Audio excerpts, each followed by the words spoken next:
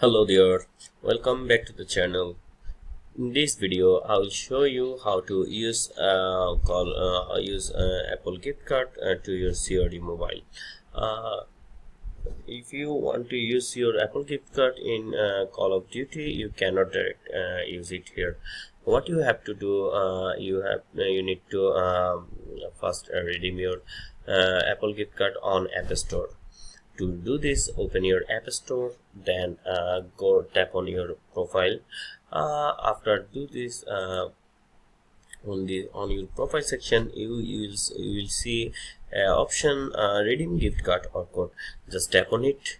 Then you can redeem it by using your camera, or you can also enter your gift card code manually.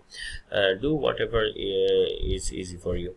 Then after redeeming the code, you have to if you want to purchase anything from your COD, then COD account, and then add your Apple wallet to your COD account, and it will be cost from your wallet. So that's how you can use Apple gift card to your COD Mobile. If you found this video helpful, don't forget to give a like and subscribe for more tech tips.